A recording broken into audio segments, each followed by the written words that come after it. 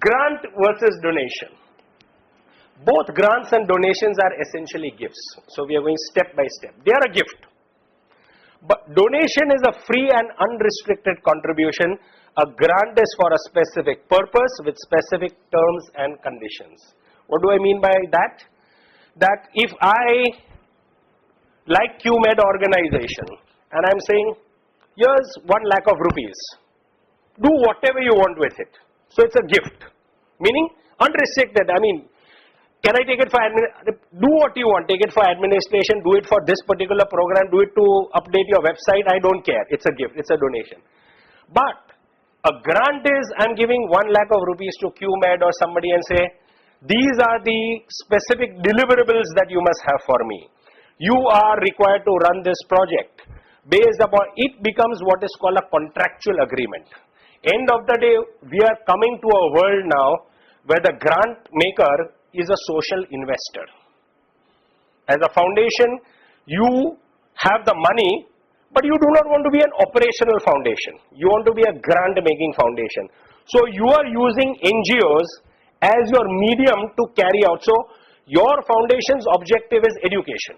I want to remove illiteracy from India. But I have the money, but I don't have the wherewithal or the outreach. So I will partner with 10 other NGOs working education, and I will ensure that they will run my program such that they will get this kind of deliverable done. In the next 5 years, I will see a marked increase in literacy levels, etc.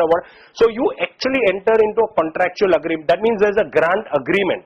Nowadays, when a grant is made by a Tata Trust or whosoever, there is a grant agreement where there are various conditions. We will give it to you over a period of 3 years. You will give us so many quarterly financial reports. Nowadays, grant makers even require recipient organization to have a separate bank account in which their grant sits. To that extent, it's happened in my case where the Dorothy Tata Trust has given a grant to the Center for Philanthropy, and when they have given, even the grant must go only in that specific bank account, no other. So it's very well monitored how you use, and then money, they check it along variables. I mean, it must match with the budget which has given, and the variables cannot go beyond a certain percentage. So everything is monitored, everything is very regulated.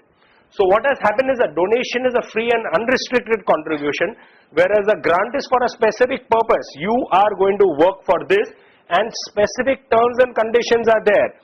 If in the first year you do not show enough progress, the second installment will not come to you. There are sometimes even revocable things. You will return the money to us if you have not delivered. And both parties sign that. So this becomes what is called contractual. I'll go further into this.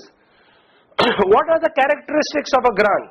The recipient organization must first meet the donor's program funding objective before it can be sanctioned. That's the first specific. Certain prerequisites are attached to the grant prior to the NGO or NPO receiving. That means you must have a separate bank account for this. You will keep a separate, sometimes they even insist that you will have a separate ledger account for this.